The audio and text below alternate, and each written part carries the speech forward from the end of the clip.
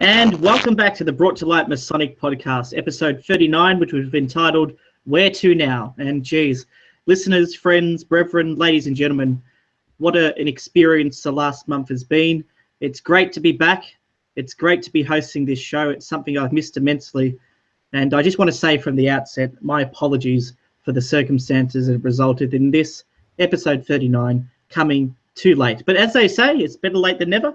And I'm your host, Brother Jack Aquilina, and we're going to have a fantastic episode today with a bit of a recap over the things that have gone happening over the last couple of weeks and where we're heading to, more importantly, in the future. And it's great to have back with me for the first time as a co-host, someone I've been leaning on, someone who's a great friend, David Illingworth. Welcome back to the show, David.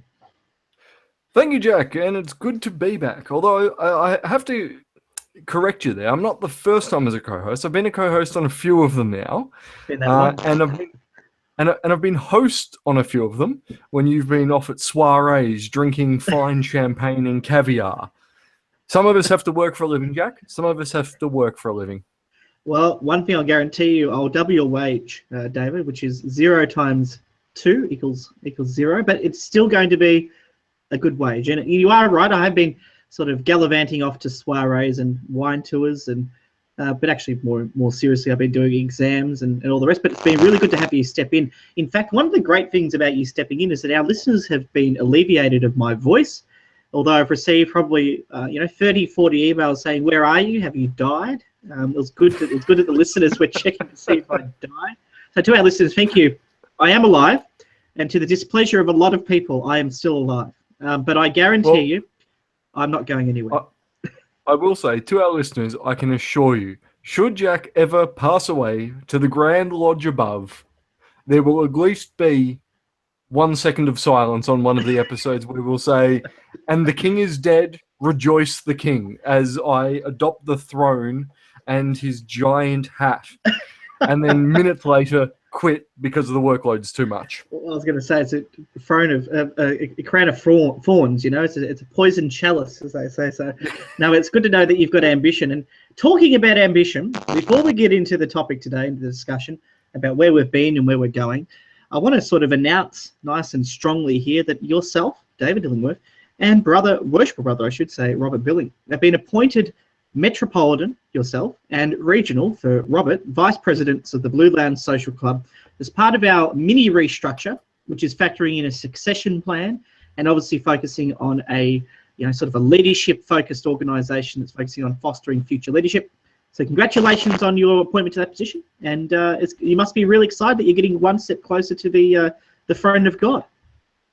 I am excited about the new role. I'm excited to ascend to the divine chair of international global leader. I've just got to be careful. It's happened before, and the world seems to revolt at one person deciding they're going to be dictator of the world. I don't know how you're managing it thus far. I'm thinking you're flying under the CIA's radar. But I think between you and Trump, it's hard to say. But, I mean, look, I like the title. That's always good. I like the fact that I'm getting invited to more soirees and caviar and fine champagne everywhere. I haven't seen any of that yet, but I'm assuming it's coming. It doesn't come. It doesn't come. It doesn't come? Oh, right. Well, that's the only reason I took the job. Right. Well, I have time to rethink everything. No, but it is good to basically take some of the pressure off you. And I think Rob and I can both say that we're glad to be able to step up and help you in taking away some of the tasks that you basically overspend your time on. You've only got 24 hours in a day, and somehow you fit 48 hours worth of work in that 24. So at least now you're hopefully closer to 24, and we can take off some of that pressure from you. It's been fantastic, and to have you guys in that position has meant that the club is able to see, and the public and Freemasonry is able to see that the Blue Lounge Social Club is not it hasn't got a messiah complex. It isn't about me. It's actually about the initiative and our mission, which, for just in case you've forgotten, is the recruitment, retention, education, support of young Freemasons. And having you and Rob in those positions have really enabled us to really find a balance and a way to sort of demonstrate that our club is more than just one individual. And when I've been a spokesperson, the figurehead, for a little while now, and I've been doing a lot of the speeches, and I've been waiting for the caviar to come, and it hasn't quite got there, but it's been an absolute awesome opportunity to be state president and to grow this club. And we've got to remember, it was only a year and a half ago, our structure was nothing. There was no structure. And we've sort of implemented this structure as a way of seeing future growth. Now we're an international organisation with multiple states in Australia, one in Ontario, Canada, and, a mature organisation that's competent needs to have good structures and good succession planning. So having you guys in those positions has been really good, and it's been good to run the Blue Lounge in a way that's sort of very traditional Freemasonry. Remember, we're told in the various degrees in the craft that we have the three Grandmasters, Solomon and Hiram Abiff, the three Grandmasters, and we have the three Grandmasters, I guess, of the Blue Lounge. Although I wouldn't give you that title, it might go straight to your head. No, that's fair enough. And to be fair, only one of us three, has actually sat in the chair of King Solomon, and he's unfortunately not here today. No. So we can, so I'm sure he'll listen to this, and his head will pop out of his car, and the fireys will be called to cut it out so he can leave his car. But that's okay. In a few years' time, when you ascend to the glorious chair of King Solomon, and your first decree is, I let them all eat cake, and you start becoming a global lodge dictator, and then in a few years' time, everyone's in togas and you've got a knife in your back. I mean, this is the way of life. It's the circle of life, as they say in The Lion King. And look, it's all really exciting. But talking about exciting, this is my favourite part about doing the podcast these days. And I know it's your favourite part as well, David. And that is putting in a plug for our sponsors, the Happy Mason Store. I'll let you give a chance to talk about them because I know that you are our advertiser. You have a great sort of plug for the Happy Mason Store. I'll get you to say a few words and I might chuck in my 2 cents, and we'll really acknowledge our fantastic sponsors, the Happy Mason Shop. Oh, most certainly. Well, I'll start off by saying, as some of you may have heard last week, I did a bit of a pre-record of the plug for the Happy Masons, because what Jack and I were talking about, and what we decided we want to do is we want to try to jazz it up a bit, make it a bit more exciting. So we're currently working on a bit of a script to actually do it properly. That was just a bit of me off the cuff, and it was okay, but it wasn't great. But we want to put music to it and make it a full-blown, every episode, you've got this fantastic plug for a fantastic shop. And it really is. I mean, I wear their Master Masons apron every time I go out, and the quality is outstanding. I've recommended to a few brothers like, I want to get an Entered Apprentice one. A fellow I said, go to these guys because the quality is there. And ultimately, that's what you're looking for in an apron. You don't want something that's going to fall apart in 3 months' time. You want something that when you're 78 and you're still wearing it, it's still going to be in fantastic condition is the word I'm looking for there. Absolutely right. And it is good quality stuff. And trust me, to our listeners, we would not recommend something we hadn't checked out. Part of our sort of relationship with the Happy Masons, we sat down with them and we said, we're really excited about this idea of having a formal sponsorship arrangement. And we they bought all their regalia. They bought everything they offer for sale and gave it to us and said, judge for yourself. And the quality is there. And they've been absolutely incredible. They've supported so many young brethren. They're a local Victorian small business, which means we're supporting not only brothers in their industry, but also a small business, which is also worth supporting. And they provide great stuff. So check out the Happy Mason Store. You can check them out via the link in the show notes below. So if you're looking at this on YouTube, it will be in the comments section. And if you are listening to this on iTunes or Stitcher, you can actually have a look at the show notes via the app, and you'll see the Happy Mason Store. The link will go straight to the Blue Lounge store, which is part of the Happy Masons website. Make sure you do buy the relevant stuff through that store so we can get the kickback that we deserve. Obviously, we're putting in the work to sponsor support our sponsors, but more importantly, which forms the base of our relationship, anything you do will help go back to supporting the recruitment, retention, education, and support of young Freemasons. We are a not-for-profit. We're hardly an organisation our own right. We're an initiative, as I like to call ourselves. We're volunteers in whatever jurisdiction we happen to reside. So the money you give us helps us support the resourcing of our activities and events, such as keeping Freemasonry energised and looking towards a bright future for the craft. So thank you for your support in advance. Most certainly, Jack. And I think it's also key to note is that you don't just have to be a Master Mason or a fellow crafter, an Entered Apprentice buying it. If you're a lodge, you're listening to this and you're the lodge secretary and you're thinking, wait a minute, all our Entered Apprentice aprons are looking a bit ratty. They're showing the test of time. Why not contact us or contact them direct and say, look, I need to replace our stock? Because most certainly they will cater to it and they will do it. That's what I mean. There's nothing worse than going to a lodge or belonging to a lodge and joining Freemasonry and being given this Taddy Entered Apprentice or Fellowcraft Regiment. I mean, sure, you only wear them for a temporary amount of time, but honestly, if we're going to want to recruit, retain young members, or sort of support a future that's full of vibrant young people joining our organisation, we need to give them value for money. So get the good stuff, guys. Invest in the good Lodge Regalia. And the best part about the Happy Masons is, for the quality you get, you actually get a really good price. So support the Happy Mason store. And we want to thank them for their continued patience and support. And thank you for being one of our great sponsors. Oh, absolutely, and I second everything you said. I definitely want to thank them for their support, and I can see us having a long and fruitful relationship hopefully till the end of time. Absolutely right. Well, let's move on. Let's get into some of the conversation I want to have a chat about with not only you, David, but I guess everything we say today is speaking directly to our listeners. And the listeners of this show are not only the people who just listen to the podcast. There's a lot of you. We have over 6,500 listeners who from all around the world who listen to this podcast because they enjoy it. But a lot of people listen to it because they also support the Blue Lounge Social Club, which is the owner of this podcast and the producer of this podcast. And they appreciate the work that we do to recruit and retain young members, and they like to keep up to date with our movements. Now, clearly, the last month or so, we've been going through a very difficult process. I mean, there's no way I can characterize it anything other than that. That's been evident by a number of things that have happened as a result of the podcast disappearing and a few other different things. So David and I want to talk to you directly, our listeners, and talk about where we've been, what's happening. And we'll give you as much information about that because we believe it's important. In Freemasonry, we're taught that it's important we treat each other with respect, dignity, be honest, be transparent, and that's what we want to do. We want to talk to you, our brothers and friends, about what has been happening and to let you know that we're not going anywhere and we've got a bright, bright future ahead and the train is going to continue rolling down the tracks.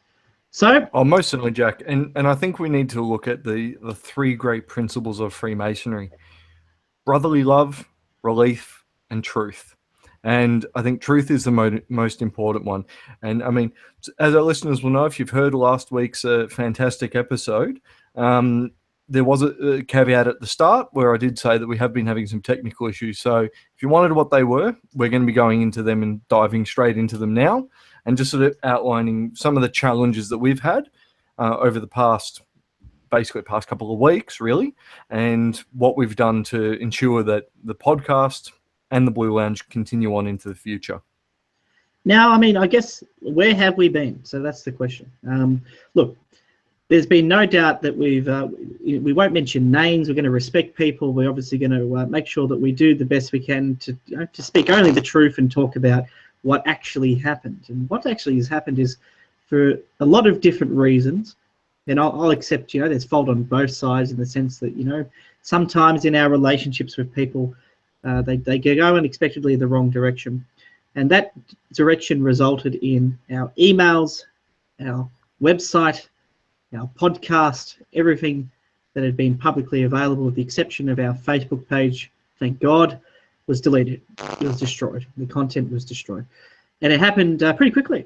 It was a very, very quick thing. It was an overnight thing. It was unexpected. It came from nowhere. And it was one of those situations where, as much as the more we tried to remediate it, the worse it got. It was like adding fuel to the fire when putting out an oil fire with water and realizing that it's doing nothing. It was one of those situations where clearly, despite everyone's best efforts, we couldn't get a result, where our old website, our old emails, and our old podcast system was up and running and continuing. It was destroyed, but we've bounced back. And the important part about that lesson is that we've realized that self-sufficiency is important. And, having the right systems in place with the right people in control is also very important. So, as you've seen, we've rebuilt the website. We've got a new hosting. We've got a new website for the Blue Lounge, the podcast of the Blue Lounge. And as you've noticed, our new handle, I guess, is at Blue Lounge SC. So it's S for Sally, C for Charlie at the end. So it used to be blueloungesocial.com. Please disregard that. In the future, if you want to send us an email, you can send it to the first name dot the last name, the person you want to send it to, at blueloungesc.com.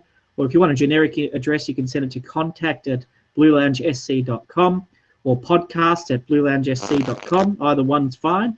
And you can contact us via that. But new website, is now www.blueloungesc.com, and the subdomain which now operates our podcast is podcast.blueloungesc.com. So very similar to our old address.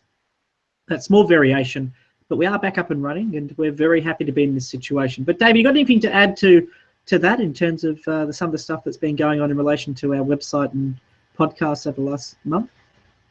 Oh, mostly. I mean, it's an unfortunate situation ultimately, and I mean, it's sad that it came to that. And I mean, we'll go into it in a bit more detail shortly about sort of the events that sort of led up to it and sort of what's officially happened. But I want our listeners to know, and the best way I can describe it is to think of us like the phoenix. We went up in flames, but we're rising from the ashes. So I can assure everybody, we have no intention of going. We will not go into the good night. If I could remember the president's speech from Independence Day, I'd be quoting it word for word right now. And they'd be bringing tears to everyone's eyes, and then aliens would come and ruin it all. But I guarantee you we're not going anywhere. We're here to stay, and we're here to provide you with quality Masonic education and enlightenment. Maybe not to the same extent as our friends at the Masonic Light podcast or the Masonic Roundtable, but we can definitely try. And I did, for our listeners to know, I did try and talk about doing a esoteric episode like our friends over at Whence Came You, and it was a complete disaster. I don't have nearly the library nor the knowledge that our brother Robert Johnson has. So I commend him for his knowledge and expertise, and I'm sure one day I'll hopefully get to his level and I can talk to him on an esoteric level that he has. But I do want to make mention before we go any further. And I know, and this is a direct mention. I forgot to mention it last week, but I will mention it now. I'm still putting the plug out there for our friends at the Masonic Light podcast to do an intro for us, because we want to rejig everything. So if they can do an intro for us, we'll do an intro for them. We'll get Jack in his most sultry voice, maybe on a bearskin rug. We can add some video to it, some real flair to it. And I think that would just be a great mix and quite comical to hear as well. Yeah, we need to put together some form of competition to get those guys at least convinced to do, at least air something. I mean, the loser has to be punished in one way or another, but we have to think of some form of competition because we do miss interacting with our friends at Masonic Light. Due to our blackout, we have been a little bit distant, but I know that they're still kicking us and making sure we're still alive in the most, offering us the extra whiskey shot as much as you can do from across the other side of the world and making sure that we're still kicking and alive. So our friends at the Masonic Light, the challenge is on. We're back. There's no excuses. We're ready to find a way to sort of switch our intros and see how it goes. That'd be a lot of fun. Now, let's talk about the other elephant in the room. As you can see, we're bringing everyone to light today. We're sticking true to our name, Brought to Light. Let's talk about the other thing in the room. Now, some of you would have noticed, and I want to read out the statement first before we get into a little bit of discussion surrounding it. Like I said, and David and I sort of said at the start, is I'm not going to go into names or details or point fingers or be begrudging. Our point of this episode is to let you know what's happened in a broad term and a broad sense, so we can give you an idea of the truth and to let you know what's happened from a transparency level and where we're going in the future. Because as I can appreciate, going black for the last month and seeing our website go down, all these things is enough to break a lot of confidence. And we want to give you that confidence that these things have been outside of our control and that we aren't going anywhere. So let me read you this statement. And this was a statement that was published on the 25th of May, and it was issued by the Victorian State Executive of the Blue Lounge Social Club of Victoria, and it reads as follows. The Blue Lounge Social Club's strategic partnership with Freemasons Victoria has generated some great benefits for Victorian Freemasonry. We've been proud that that relationship has resulted in delivery of significant new initiatives by Freemasons Victoria, including the Community Gallery Project, the current reform process of our Masonic education system, the establishment of a new Victorian Virtual Lodge, and many other initiatives that have provided positive impacts for the experiences of Freemasons in our state. Sadly, the Freemasons Victoria team have chosen to switch their focus internally and pursue their own internal programs targeted at young Freemasons. As a result, we've been advised that our strategic partnership has come to an end. Whilst the Blue Lounge Social Club is disappointed, we have renewed energy to continue our work in the recruitment, retention, education support of young Freemasons. Without the bounds of bureaucracy and administrative control, our club will continue to innovate and adapt to support our brethren and their families in today's modern world. The past fortnight has demonstrated to us that we maintain significant support from the grassroots membership of Freemasonry in Victoria. These passionate ordinary members have told us that our role in the craft is special and is appreciated. The Blue Lounge Social Club is and has always been an initiative created by ordinary members and for ordinary members, and that has not changed. We are very excited about the new prospects ahead, both for our future growth and our stronger role as a more independent grassroots voice for young Freemasons, their families, friends, and the community. Thank you to all our team, friends, supporters, brethren, local, domestic, and international, that have indicated their ongoing support and passion for our continued mission to recruit, retain, educate, support young Freemasons for a brighter future. So that was a statement that was released recently by the Blue Lounge Social Club, directly in response to an email that we received from Freemasons Victoria advising us that due to certain circumstances, or as they said, recent challenges, that they would be dissolving our strategic partnership in a sense to pursue their own youth program or some form of program to engage young Freemasons directly. And in response... And Jack, just to interrupt there, and I do apologise. I think we need to with that as well. We do, of course, wish them all the best luck with that plan, and we hope that they can achieve the goals that they want to go. And of course, if they, after pursuing it, realise that that they're not able to achieve the goals they were hoping to, we are most certainly open to future negotiations and talks with them. Absolutely. I wish everyone the best. All we care about is the stronger future of Freemasonry.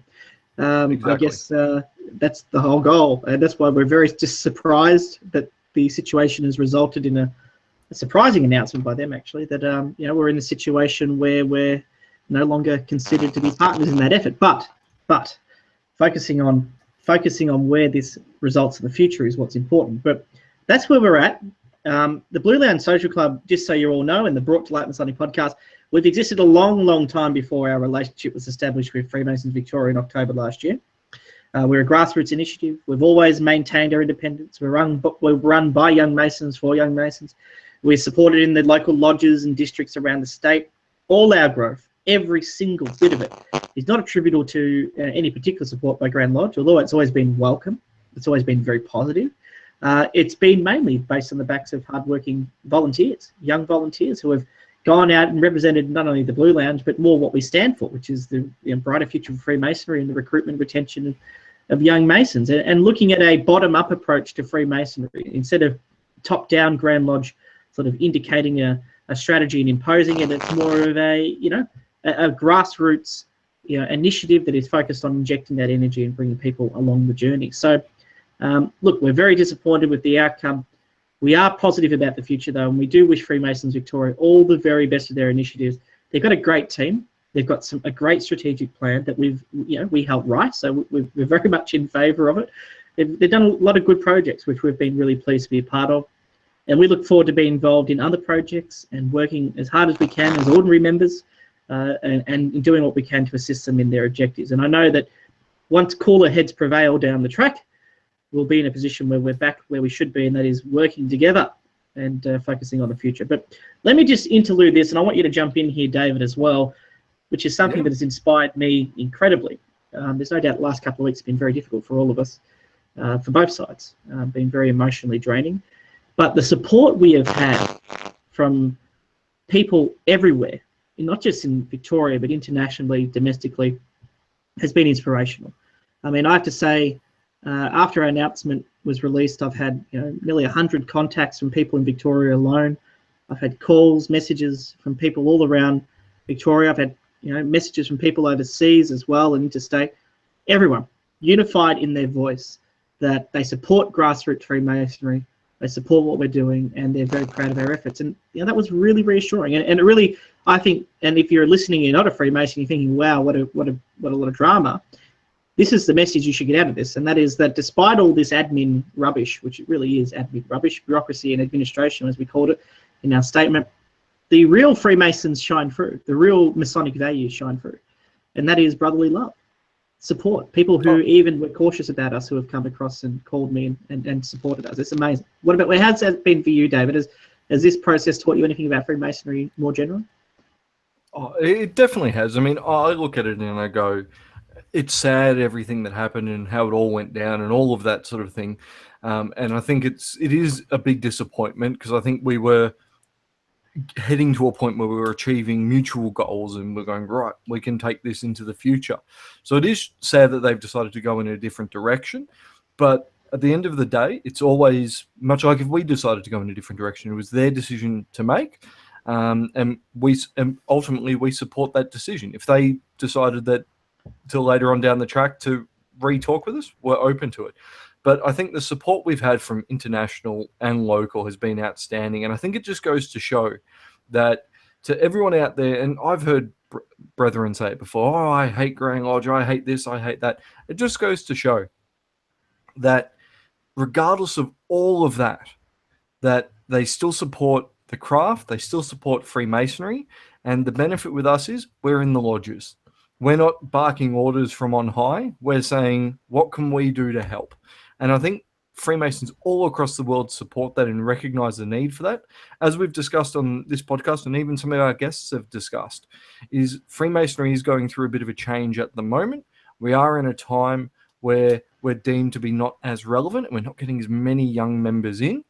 And the fact that we're a young member organization who's out there going, we're here to help you, we're here to support you, and show you that you're not just, yes, you've joined a lodge where the average age is 97, it's not just that lodge. There are other brethren out there who they can talk to, relate to, and get better. Because I know myself, I mean, when I joined the craft, and there was all this talk of mentors, I thought, well, everyone in my lodge in Brunswick United wears a dark blue apron. They've all been Grand Lodge. They're past senior Grand whatevers.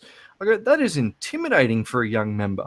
To take a mentor, you don't want to ask them what you deem to be a silly question, because you're worried that they're going to go, well, you're an idiot. There's the door. Please leave. But a young member will go, nah, mate, don't worry about it. I've had that exact same question. And that's where I think we really shine through, is we're not as intimidating as some of the older brethren are. And I mean, nothing against the older brethren. Once you get to know them, they're friendly as anything, and they're not going to look at you and go, you're an idiot.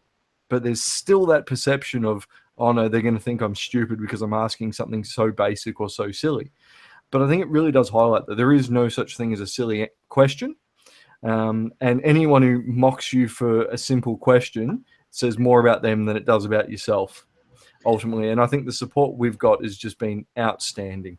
Absolutely right. Someone said something to me, and this will be the sort of last thing we say on this and move on. But one person said something to me, and I won't name him, but he's a great man, a very, very good man. And he said to me, we mustn't confuse Freemasons Victoria, or, whatever think of your local Grand Lodge administrator, the office and all those sorts of things. We must not confuse that with Freemasonry.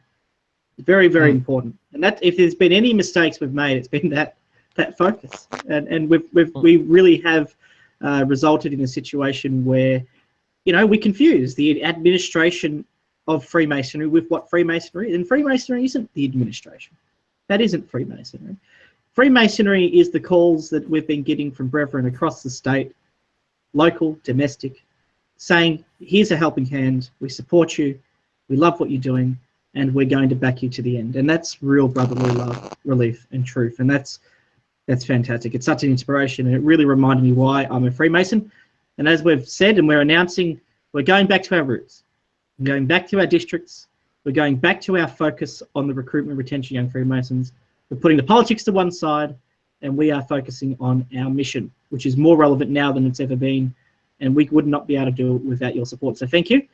And this leads us to absolutely, Jack. Let me just add one more point to that, as to probably the icing on the cake, the cherry on top, the highlight of all of this that says we know.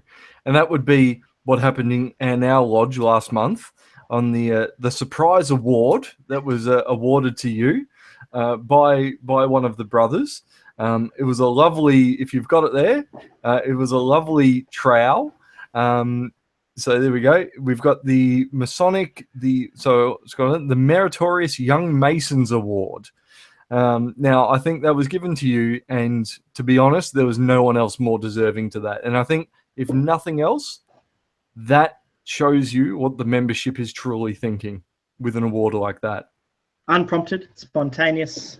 It was an honour to receive this award. The story behind where this trowel was located, by the way, is an interesting story. It was located in an inconspicuous place and sort of re-earthed, and it was given to us at a time when the brother at the time did not know this stuff was happening, and no one did, and it couldn't have come at a better time. And it reflects the best of Freemasonry. And I have to say, I've received it on behalf of the Blue Lounge, and we're going to be making it part of our presentation. And we thank you so much, Brother Tom Iron, who's been a big supporter of us, and thank you to all the brethren who have really lifted our spirits and been big supporters. This is what Freemasonry is about. This is what most certainly. Is.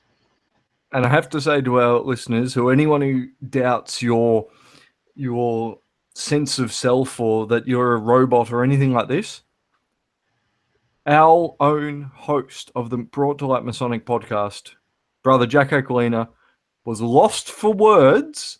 I'm going to let that sink in for a second, because Jack, who can talk for 3 hours straight, was lost for words and had a tear in his eye upon receiving that. And I think that just truly shows how touched he was by receiving that award.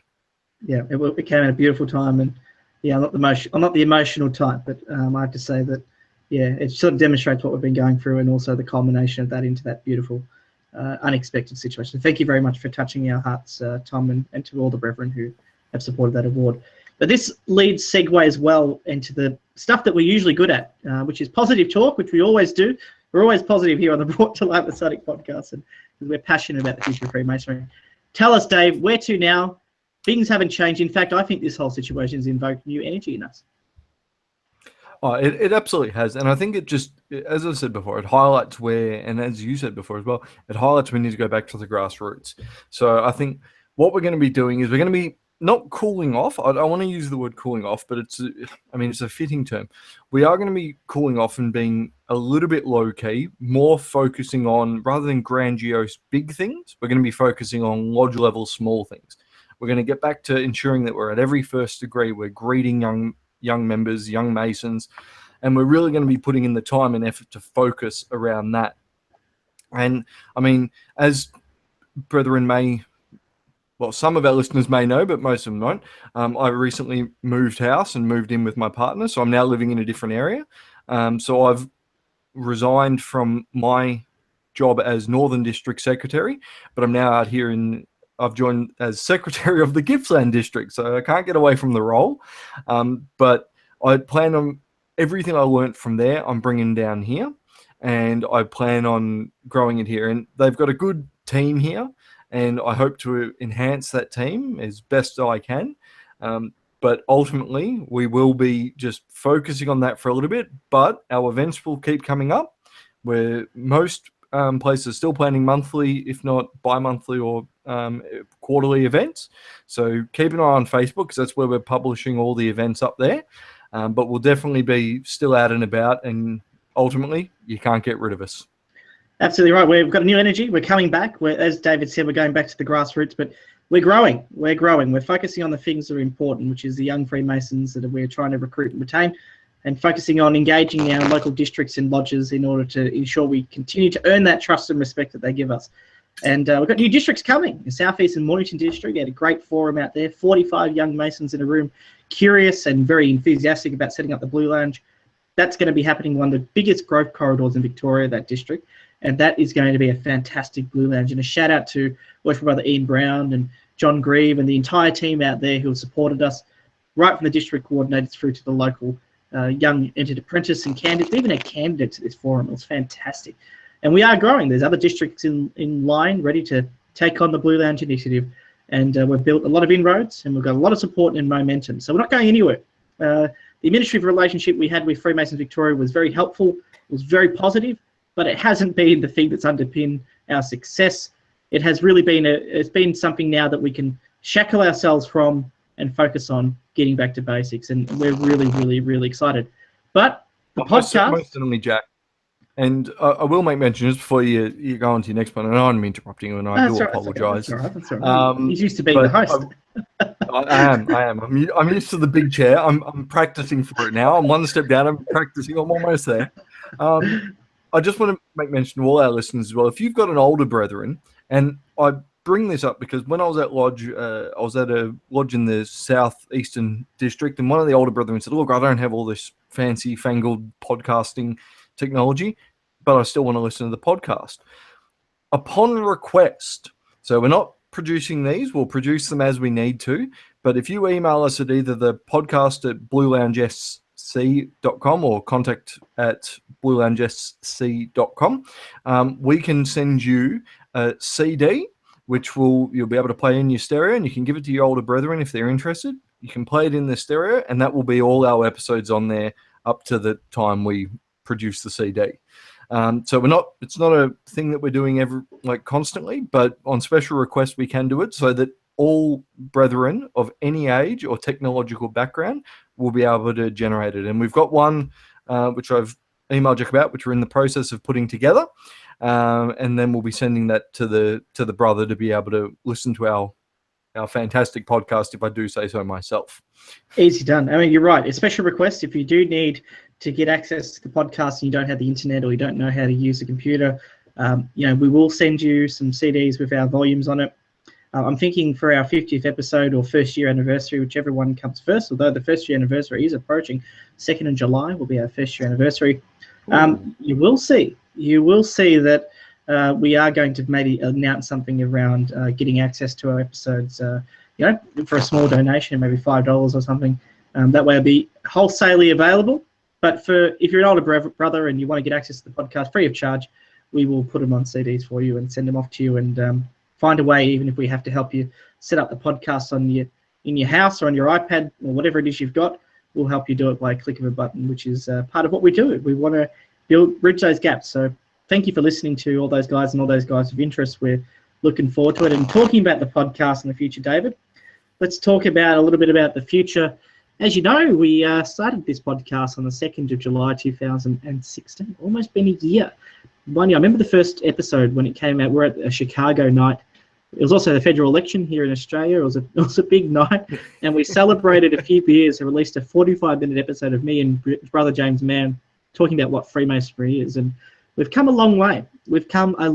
And I have to say I've been humbled by the constant emails we get from people and messages and our fellow podcasters saying how inspirational our show is. I'm not blowing wind up our rear ends, but we put on something that has some impact on people. So we're really excited, and the future is going to be the same. We're going to really focus on getting these episodes back to a frequent release, once a fortnight or once a week. Maybe the expectation has become that you expect one once a fortnight. If we're lucky, we'll get one every week. We want to try and get back to weekly, but it's just a matter of finding time. And I guess the other thing is also making sure that we're adjusting to our new technological situation as well. But as time goes by, the more frequency will be. But we're going to start doing episodes that we've done a lot of interview-based episodes. We've avoided esoteric topics. We've focused more on practical conversations about Freemasonry that people have been able to apply to their everyday lives. We're focused on interactive interviews, storytelling, which we're going to continue. The one thing I want to be able to do is have a discussion about the symbols of Freemasonry. So David and I are probably looking at picking 4 or 5 topics from random degrees in the craft and just talking about them. For example, let's have an hour conversation about time, a lesson in the first degree. And there's so much you can talk about. You can probably spend years talking about time. And that's just a small example. We want to pick these symbols. We want to have conversation. Now, if you want to contribute to the show and become a bit of an edit, a bit of a producer or editor, send us through an email to podcast@blueloungesc.com with your ideas about what symbols, rank them maybe, 1 to 5 of what you'd like us to talk about. And we'll take a bit of a straw poll. And based on that, we'll try and select a topic that you want us to hear. Because remember, our content is generated by you, the listener. We want to give you the stuff that you want to hear and also be able to bring you to light on the topics that you're interested in. So, David, the Brought to Light Masonic podcast as well is not going anywhere. We've got some really exciting sort of episodes ahead, especially as we approach our 1-year anniversary on the 2nd of July. Oh, we do. And I mean, all our work in the Brought to Light Masonic podcast, I think for me, and it's a bit of a personal at-home touch, but I look at my mate who I interviewed last week, Adam, and he said he's been keen in joining, but he's had some personal circumstances as he touched on last week, which has sort of prevented him or delayed him from joining as yet. But the one thing keeping him interested has been the podcast. And to me, I find that very, very humbling to be able to hear that from someone going, we are making a difference out there. And I've seen a few emails that we've received from other people saying, look, I'm wanting to join, but again, my circumstances aren't right yet, but your podcast is keeping me engaged. And I think that just shows the great work we're doing. But I haven't spoken to Jack about this, but I will throw this out there as we're taking some feedback from our adoring fans and people listening to the thing. If you are an expert in something, so if you've done a paper or you're an expert in time or any of the working tools or anything like that, get in contact with us.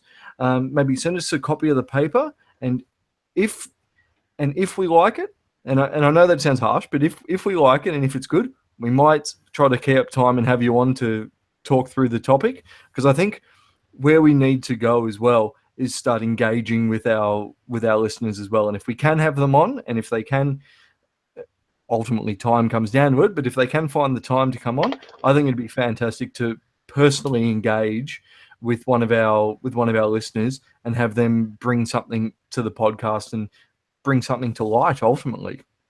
Absolutely right. I think you've summed it up really well. And please contact us. We want to host as many people as possible. We've got a good few things lined up in the works. I don't know when we'll do it, but the Marken chapter, we're going to get representatives of them on here. We're going to get representatives of the Order of the Eastern Star, which will be very interesting. Our Canadian friends of the Blue Lounge Social Club, Alan Nielsen and Nicholas Lane, have offered to do a little bit of a Masonic Minutes style segment every episode where they'll be talking about the happenings of Freemasonry on the other side of the world. So it'll be fantastic. We've got some great stuff. And if you want to do a segment or you want to contribute to the show in any way, just get in contact at podcast@blueloungesc.com and we'll work with you to make that happen. And we're really excited for all your support. And talking about people that have written to us, I want to read out this message. I won't mention the name of the person for privacy reasons, but I will want to read out this message. This is the sort of stuff we get daily that inspires us, and I want to thank you. Good evening, guys. I just wanted to thank you for your podcast. I'm not yet a Mason. I'm due to be initiated at a lodge in New South Wales in July. I didn't really have any doubts about what I was doing, but your podcast has helped me really firm the belief that I have made the right decision. It has also given me a lot of information that I hope will help me in the years to come. I'm currently up to episode 15. This was about 2 or 3 weeks ago, so you must be a bit further now. I listen to them as much as on my drive. I listen to them as I drive my truck each night. Once again, thank you. And I just want to say thank you, my friend. I would say brother, soon to be brother, for that wonderful message. See, these are the sorts of messages we get on a daily basis, and it's so inspirational, and this is what keeps us going. When David and I have had a busy week, we're tired on our weekends, and we think we've got to do another episode at the end of the week. Sometimes you sit there and go, oh God, it's editing and all these things. But no, it's the messages like that and the support that you give us that really inspires us. So thank you so much to each and every one of you. Oh, most certainly. And I will throw out, and apologies if you hear the dog barking in the background. I will throw out to that future brother who wrote into us. Please write back into us and let us know what lodge you're joining. Jack and I, if we can make it, we'll definitely try our best to.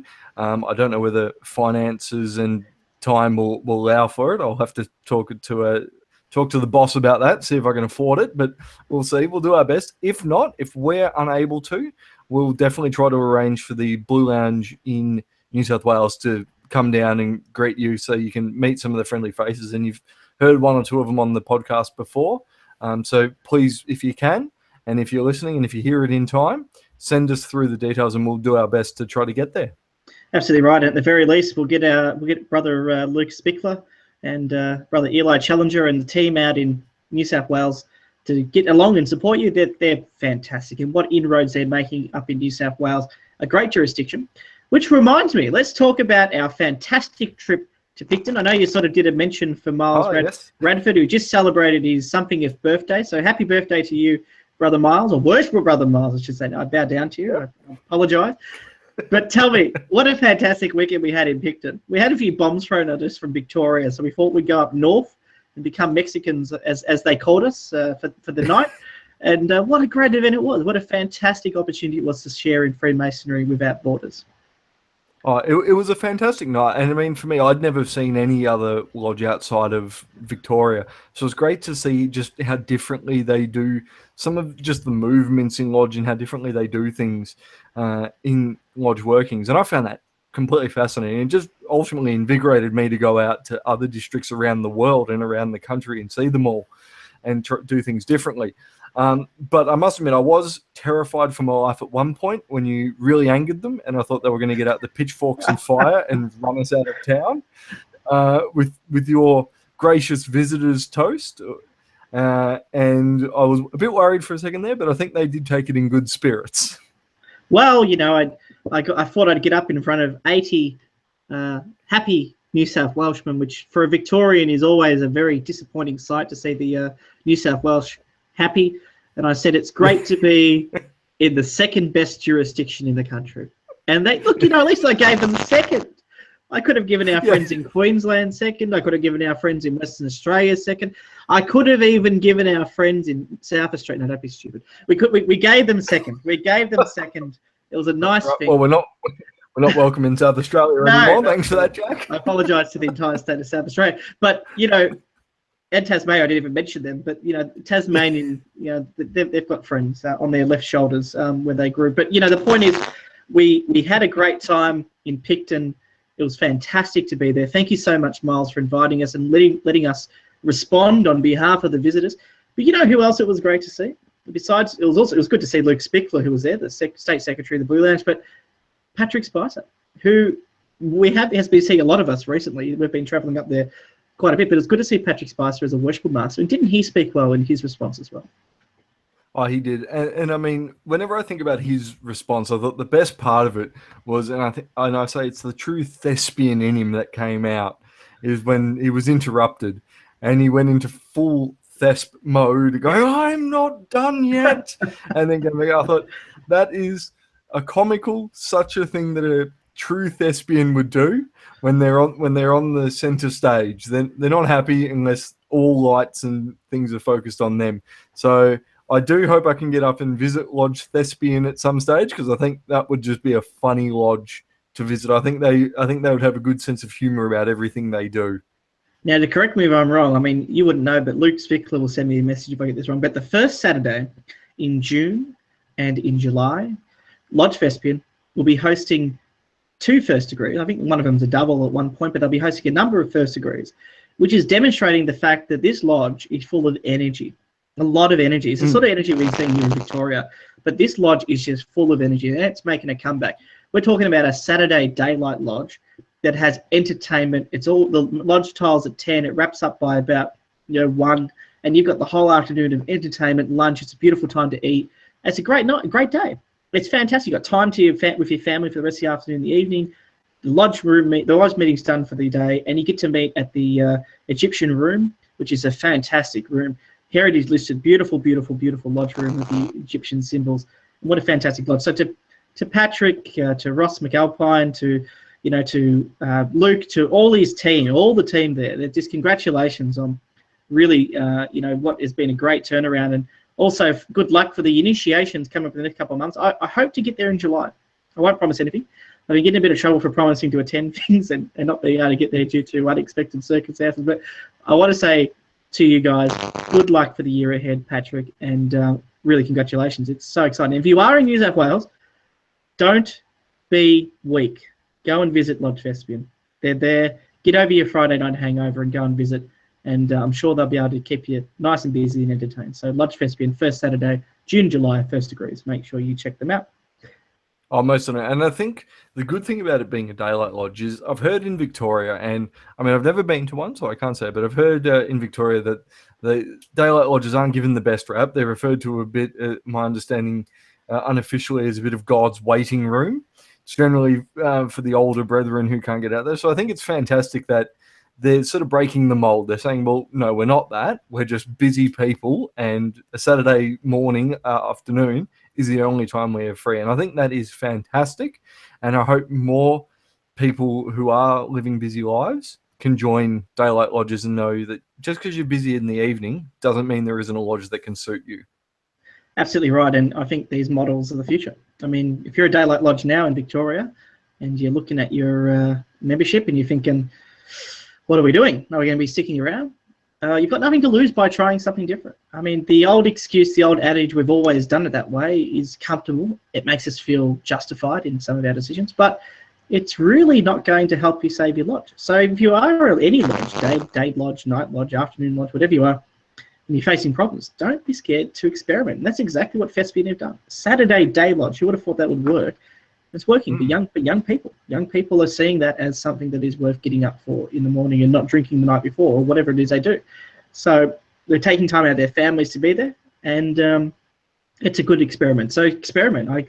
They say you can't innovate in the body of Freemasonry, or maybe that's true for our ritual, but outside of that, guys, it's none of it's a landmark in terms of the way you, in the administration of your lodge. So take advantage of it and make the best. Otherwise, no one's coming to save you. I can guarantee you that. There's no Grand Lodge or us or anyone coming to save you, so you're going to save yourselves. And the way to do that is to experiment. But I'm sure that Thespian is one of those lodges that are leading the way. But I want to sort of segue. I want to segue into a bit of a quick sort of recap of last week's episode. Or I guess we can call it last week's, but the episode was recorded in early May, and that was between yourself and our, I could say brother, but Mr. Adam. Yep. And I have to say, yeah, you can't say his last name either, so I don't feel as bad now. I'm just going to call him. Still had 25 years, and I still can't say it right. Thank God he's not joining Brunswick United, and I'm not Junior Deacon, because that would be a tough one to pronounce. But it would Here's be the problem. He's thinking of joining Brunswick United. Fantastic! For the I'll have to learn, and for the Inner Guard. I'll tell him to send me a list of different ways to pronounce his last name and see if it sticks. But what a fantastic episode! I mean, seriously, I haven't had much listener feedback, I think, because we've only just posted it, because, you know, of all the changes, and everyone's probably still jumping on our feed and trying to figure out how it works. But I have to say, what a fantastic episode. I mean, the honesty in the conversation was there. It was raw. It was honest. And some of his perceptions about Freemasonry as an educated non-Mason was incredible. Doesn't it really show that we get caught in the bubble sometimes, and we need a reality check? Oh, it does, and I mean, to me, it highlighted a thing when I sort of, and it was a bit, and for our listeners, it was a bit of a last minute thing. We're like, we need to get an episode out, and I sort of just pondered with the idea. I said, well, what about let's interview other brothers? What about interviewing someone who's interested in doing it? And it made me think about doing another interview on similar grounds, on basically interviewing someone who potentially has no major interest, and just going, what do you know of Freemasonry? Really dispel those misconceptions that are out there. But no, I thought it was fantastic. And Adam, I know Adam enjoyed it, and he's been a big listener of the podcast. And I know he's a big fan of the Blue Land Social Club. He loves our work, and he views that as, yep, I want to join an organization that supports young people and these young people events and podcasts and things like that. And I think it just goes to show that, to me, it humbles me, and I can't wait to sit in Lodge. And I've said to him, whether we join Cornucopia, which I've just put in a petition to join, out this way in Warragul, or Brunswick United, or both. I've said to him, well, if you want, you can join both, and we can be in there twice. There's ultimately nothing stopping you. I can't wait to sit in Lodge with him. And I've made a slight promise to myself, and because I'm going to put it on podcast now, I have to stand by it, but I'm going to learn a charge for him. I don't know which one yet. I'll probably find the easiest one and learn that. But I guarantee anyone listening that I will be doing a charge, even if Jack's standing right behind me telling me exactly what to say the entire time. I won't be doing that. Jack's read the book. Yeah, Jack's read the book once. He knows it all now. Well, it was a great episode, and if you could extend to him our thanks. I mean, listeners, if you get the opportunity to listen to episode 38, I know that you might be, a bit like the brother who messaged us saying he's only up to 15. Skip ahead if you have to. Honestly, this is an episode that I wish we did at the start. It actually, if you listen to episode 1, what is Freemasonry, and episode 2, why Freemasonry is not a religion, you then listen to the episode with Adam, you actually find there's a lot of crossover, a lot of topics that cross over. It's almost like a rehashing of some of those topics from a non-Mason view, which is very, very interesting. James and I spoke about it from a Freemason view, and it was interesting to get his non-Masonic view as well, which was really educated. And it was an educated thing. It wasn't just some ignorant person sort of commenting about Freemasonry. It was it was very much a guy who, you know, he'd done a bit of research and had some genuine questions. So check out that episode, and I want to thank you for organising that and being host, David. It's most certainly. It's something our listeners have obviously been enjoying. Now, yeah, no, they're going to get my voice soon. Well, they're going to not have to put with me. That's the main thing. I mean, I guess one of the things that people have been saying is, I hope you haven't died. But I guess, Jacko, you were a little bit alarmed by that. The first thought people had when you're on there, oh, he's dead. That's it. He's gone to the Grand Lodge above. At least they're not just like, oh, he's taking a break. They're just like, nah, he's dead. At least they care, because I mean, I stayed at a friend's house the other night, unexpectedly, unplanned. I didn't get a call from my mum. I called her the next day at about 2 p.m. and said, "Oh, you've been wondering where I was?" She goes, "Oh, I thought you were upstairs." So it's good to see that you're looking out for you. Thanks for that, guys. The only question I'm going to ask is, when you say to people, "Yes, I'm alive," do they reply with "Oh"?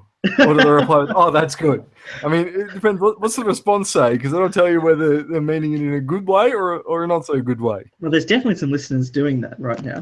But the main thing is the point I was trying to make is that they were happy that I was alive, I guess, but they none of them said they missed my voice. So that might be an indication of the fact that, you know, times have changed. The new blood needs to come through. But there's a couple of other things I want to get through before we wrap up. I'm conscious of, obviously, the time. We've had a great conversation here, David, but there's a few things we have to mention. A lot's happened since we've been on the show.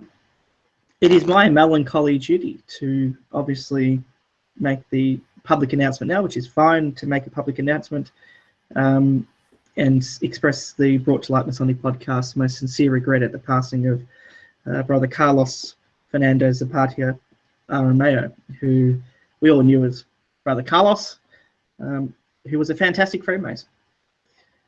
A young guy, 54 years age, or so, like 54, 55. Born only so those few little years ago, and initiated Freemasonry not long ago either, in terms of Masonically speaking. Well, it's definitely not a 70-year dual holder or anything like that. He was a reasonably new Freemason, but one of the most dedicated Freemasons I've ever met. And Carlos and I had known each other through a lot of forums. I first met Carlos at the Blue Land Social Club's 12 Pubs of Christmas event. I'd spoken to him on email a couple of times before that. Big supporter of this show.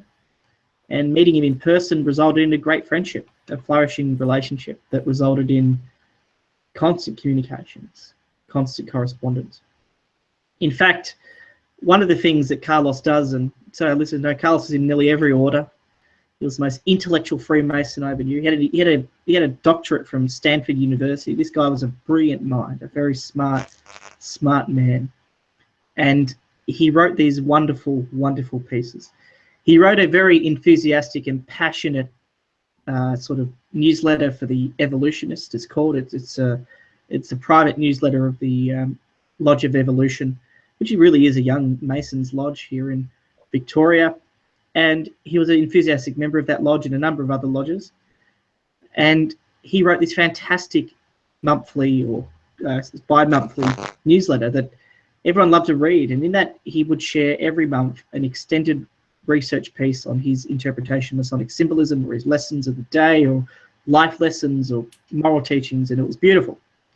And I had a conversation with him on a number of occasions saying, why don't you get that stuff published? I mean, it's a shame that it's been written in this.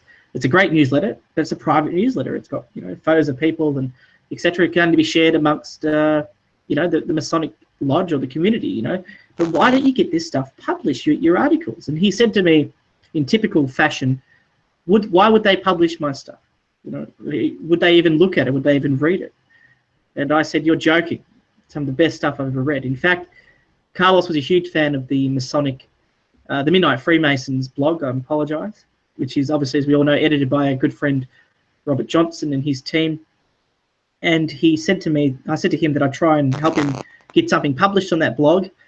And in fact, he sent me a couple of articles only a couple of days before he passed away unexpectedly, saying, you know, please look at these, and if you can get them up for me. And it's just a shame that he's not going to be around to see it, but I'm very honoured and touched to announce that in memory of Carlos's life, which really is hard to do justice to because of how incredible this man was, and I don't say that lightly.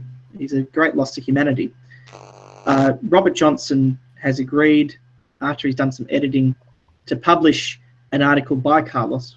I won't tell you what it's about, but it's a wonderful, wonderful article that's Masonic, but also touches on some just general life lessons that we can all read, Freemasons or not. He will be publishing it on the Midnight Freemasons blog in his honour of his memory, and I even believe he'll be doing a bit on his show in dedication to Carlos, which is not only a huge honour for me, it's very touching. We're very, very, very honoured, but it's also touching. It would also have been touching for Carlos, and a huge honour for him. And I know that when I spoke to his wonderful son, who delivered an incredible eulogy at his funeral, what a brave man he is. His son's a real testament to his father. He was also touched by that gesture from you, Rob Johnson, and the Midnight Freemasons team. So I just wanted to say, and I guess my words are a bit minced because it's still a bit raw, but for all, on behalf of the Brought to Light Masonic podcast, it's always sad to hear of the loss of a listener, such a prolific listener, supporter of the Blue Lounge, someone who developed their education material, was supposed to appear on the show himself, did so much to support us, and his personal friendship.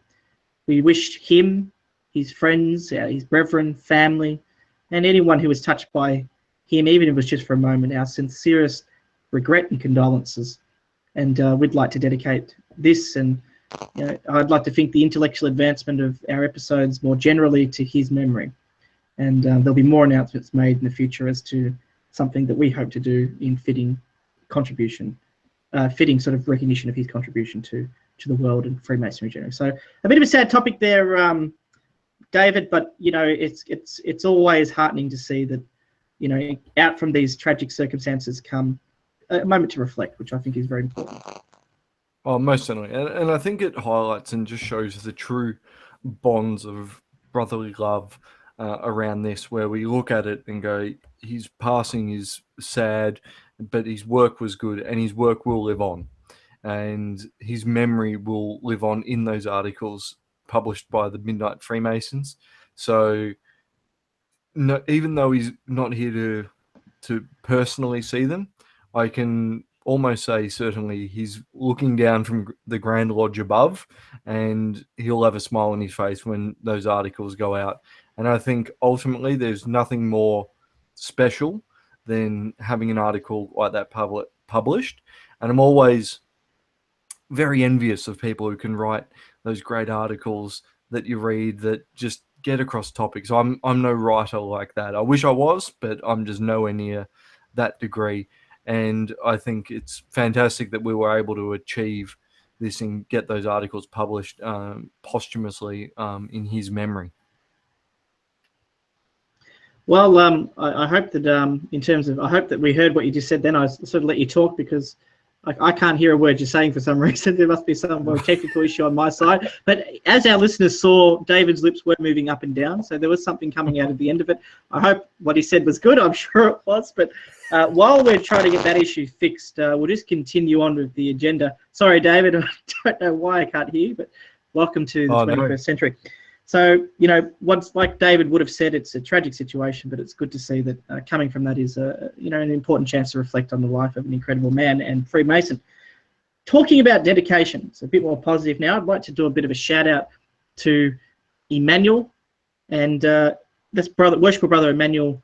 I won't even try his last name. He's the master of St. Mark's Lodge, which is a fantastic lodge out in the western suburbs of Melbourne. Meets at the Sunshine Masonic Centre, and I have to say, we attended that lodge. Most of us, I don't think you could make it, Dave, because of other circumstances. You're moving at the time, but we attended the third degree of Michael Dibb. What a great Freemason he is. What a fantastic young guy. And we got along, had a bit of a support, and a great night, and it was fantastic to see a bit of tricks and games. In fact, what happened was that Dominic Donato, who was a great friend of ours and a good, past master now, he had the opportunity to sort of trick Michael into thinking that he wasn't going to the meeting. Snuck into the lodge room and then sat in the chair whilst Michael was getting prepared for the ceremony. When he walked in to do his obligation, he saw Dominic sitting in the chair. It was a great surprise. It was a beautiful, beautiful, beautiful sort of thing, and you couldn't have written that sort of thing. But it was fantastic to see, and it was a great night. And talking about St. Mark's Lodge, they are organising a very, very important and special event in which we should all pay homage to and give recognition of, and that is the Opera Gala event that they're hosting on Saturday, the 24th of June 2017, at the Williamstown Town Hall. That's 104 Ferguson Street, Williamstown. It's going to be an event where they're going to be raising money and funds for the awareness of Alzheimer's Australia and Dementia Research Foundation. And it's going to actually be a fantastic night of opera. The performers here, there's a number of them. They've got the full set. They've got the sopranos, the tenors, the baritones. They've even got a piano and a few other instruments. It's going to be a fantastic evening, and it's going to be held on behalf of St. Mark Lodge to raise money for that very important event. To purchase tickets, you can go to www.operagalanight, all one word, .eventbrite.com.au. I'll repeat that again, www.operagalanight.eventbrite.com.au, or you can call 03 5427 1666, which is an inquiry line to figure out more about that event. But please support St. Mark Lodge and get along to what's going to be a fantastic event for charity, representing the best of what we do as Freemasonry. And to Worshipful Brother Emmanuel and his team, there is a big team behind him, and he always acknowledges that.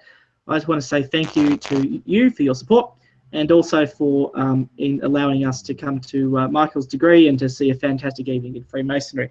Dave, you got anything to say about that? I'll see if I can time it when your lips stop moving. Yeah, most certainly. Hopefully I'm coming through still to our listeners. I think I am. So hopefully I am. But no, it should be a good event. I'll do my very best to get along to it. But I can't give any guarantees, unfortunately. In a lot of events, I'm planning moving, or I have moved now.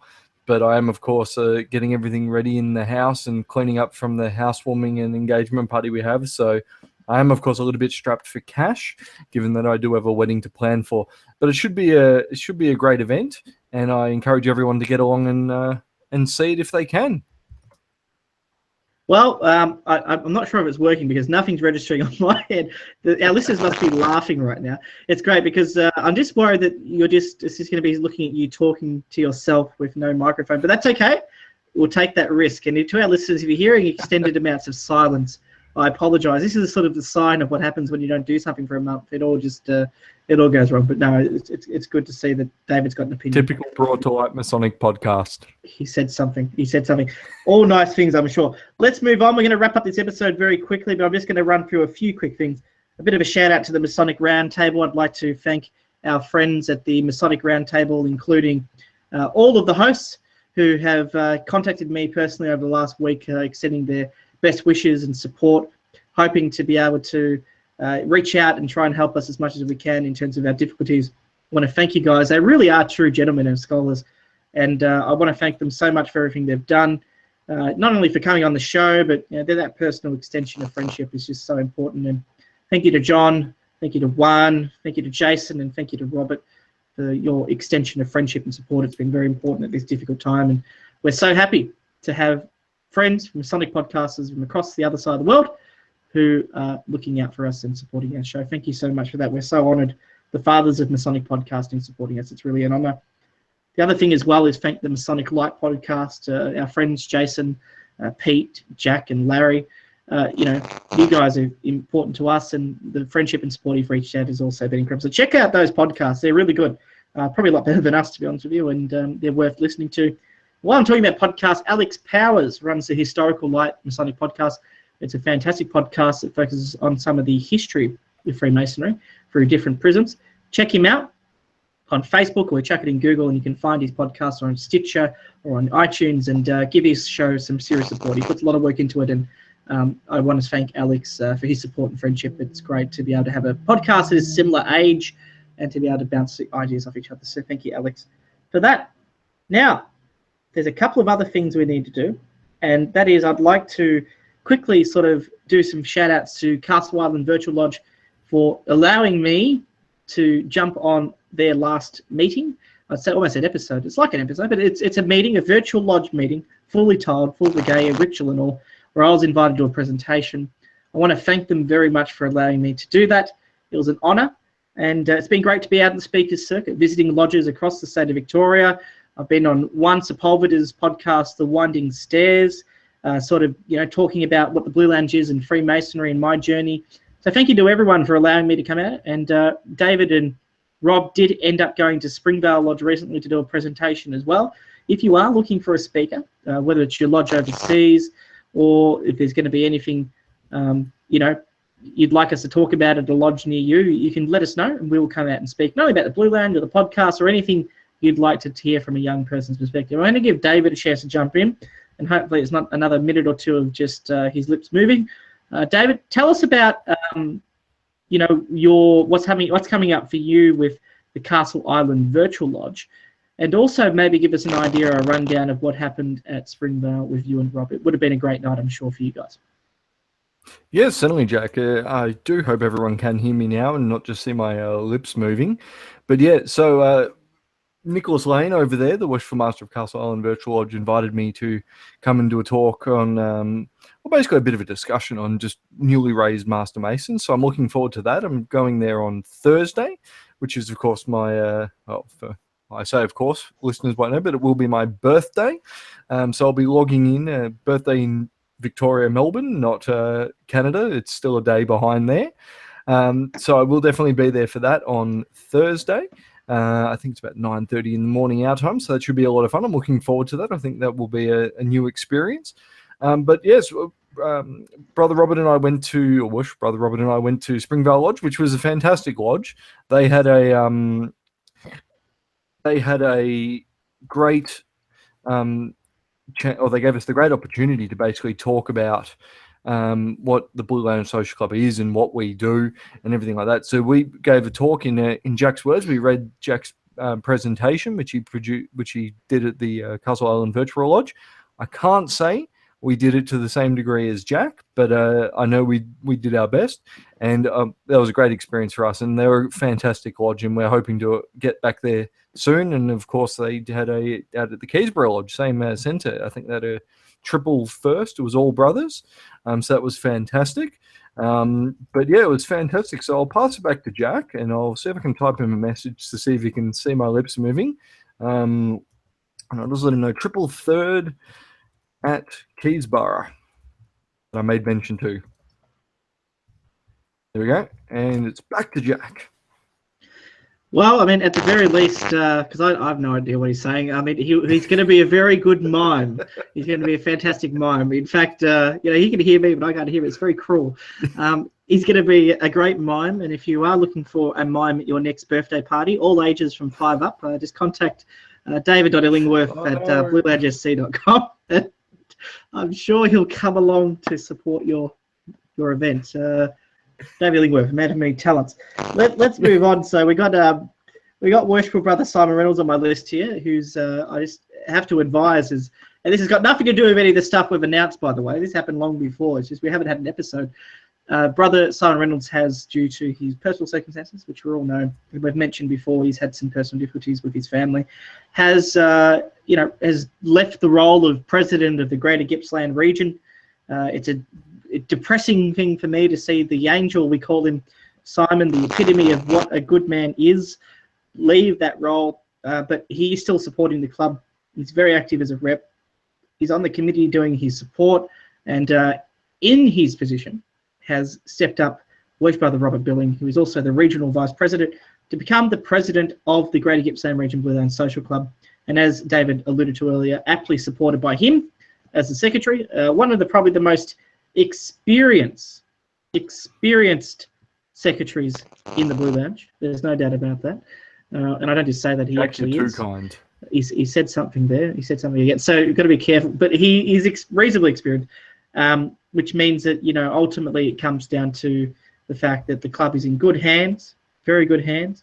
And it's good. I'm very sad to see Simon go. But Simon, thank you for everything you've done. We look forward to you jumping back on board in another capacity in the future. And I'm sure that you'll continue to wear the Blue Lounge brand proudly. And we couldn't do this without you. It's been an honour to work with you. Now, talking about David.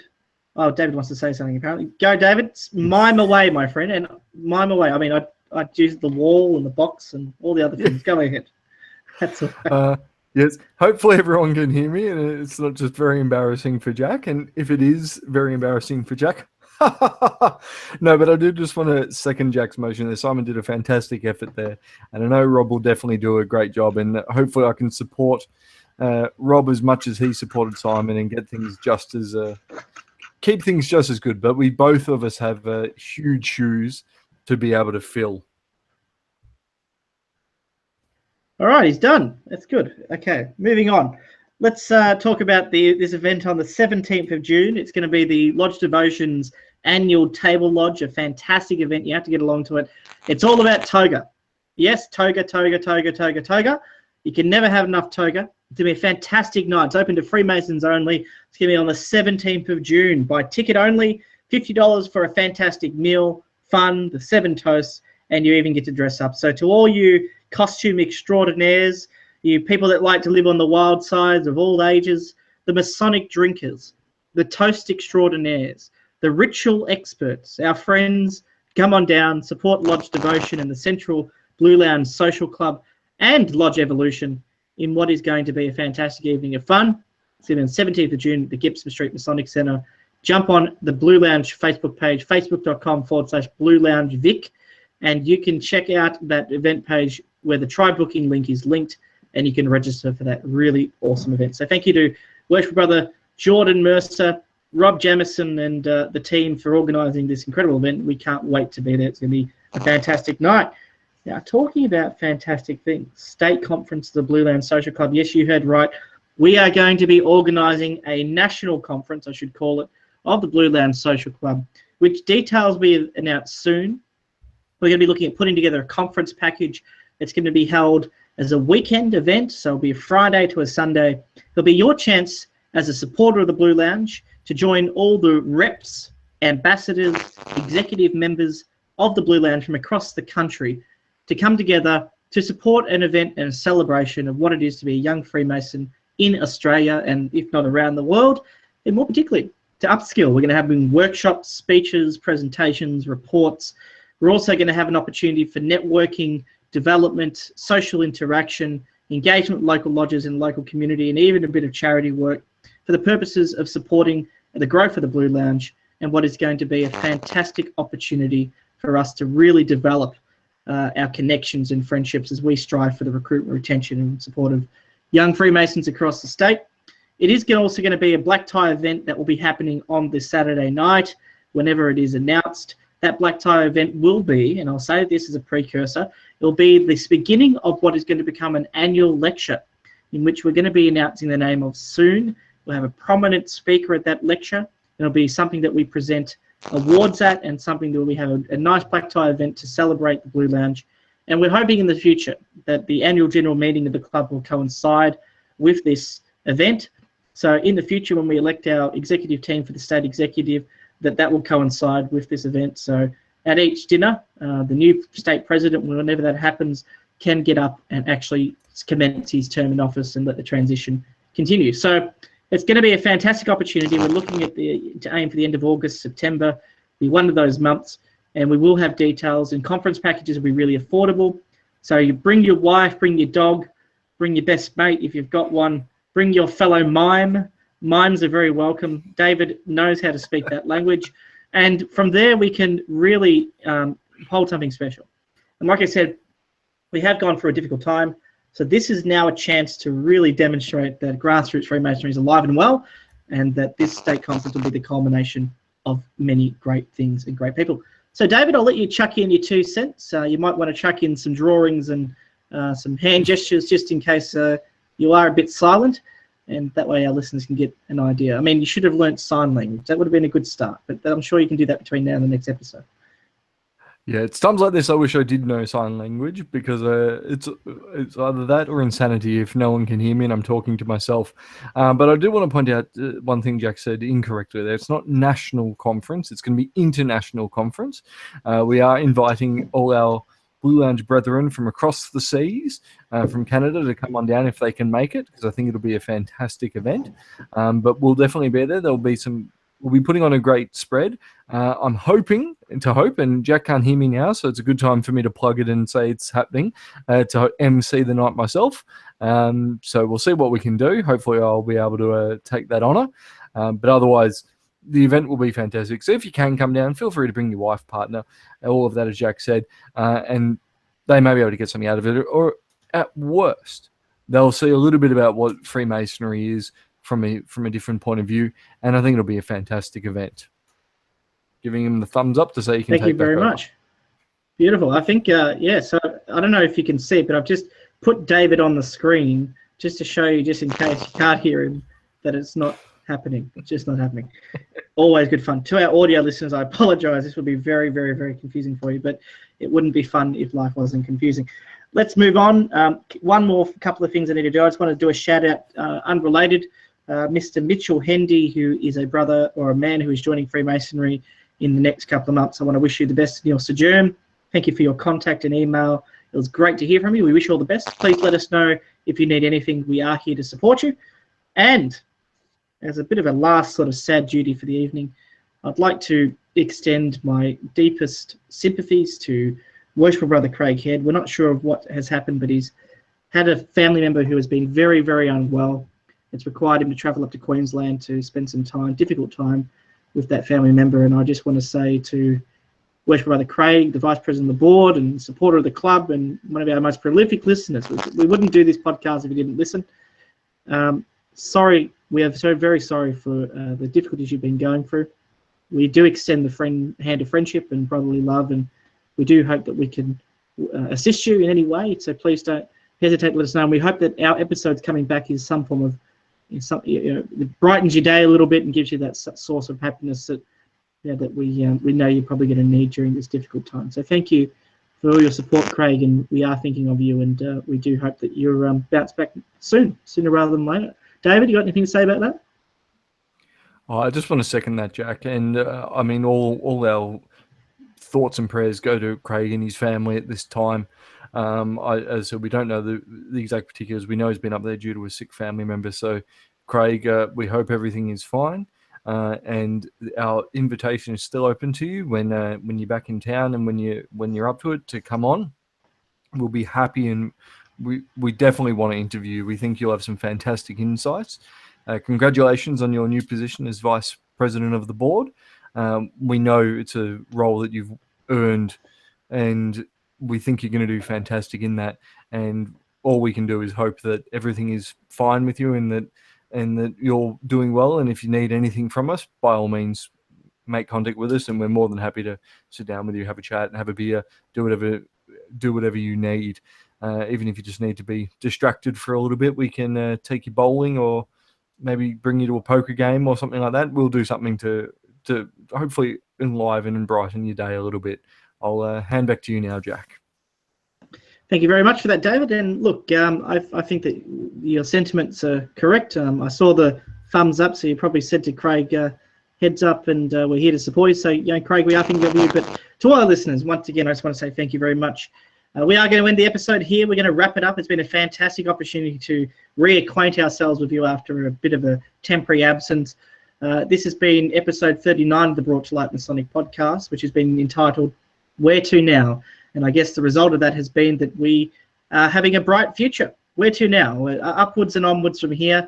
With your support and our enthusiasm, we really will make the craft a brighter future. I'm going to give David a chance to give us his closing remarks and a bit of a wrap-up, and then I'll wrap up the show, and we'll thank you very much for listening to episode 39.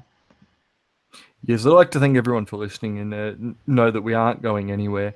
And it is great to be back, and we hope that you do continue to listen to future episodes.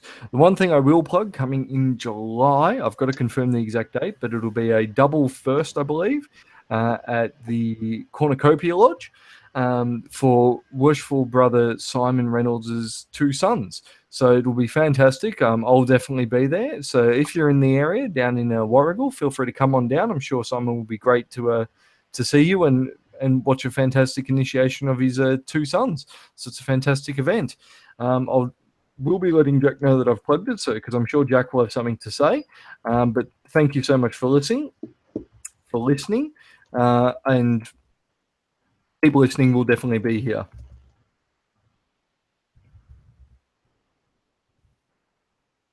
I think he's done. Oh, he might be done. He's done. Oh, beautiful. Okay, so I'm told via text that He's plugged Simon's son's double first degree. What a fantastic event that's going to be. Make sure you get there. It's going to be on the second Tuesday in July. So I know that one's correct. Make sure you get along to Lodge Cornucopia or Cornucopia Lodge, whatever it is. And on 7:30 p.m., I believe it starts. No, they start early. They dine before the meeting or something. Contact us at contact@blueloungesc.com. We'll get you those details. I'm sure Rob Billing will get you those details to you. And we look forward to having you there to support a father-son initiation. It's going to be a special event. Thank you very much, David, for your closing remarks. I do hope our listeners heard them. I think the chances are pretty low at this point. So if you are watching, please admire his miming. I'll be sending out flyers soon. He will be offering training free of charge on behalf of Freemasonry in general. So this has been episode 39 of the Brought to Light Masonic podcast. I'm your host, Brother Jack Aquilina, and this has been episode dedicated to discussing where to now. The future is bright. We're so enthusiastic. We have more energy now than we ever have, and we look forward to speaking to you next week, which is going to be a discussion where David and I will try and get some people on board so we can have a discussion about time, a very important Masonic principle. Until next week, we'll speak to you then. Stay safe and stay on the level.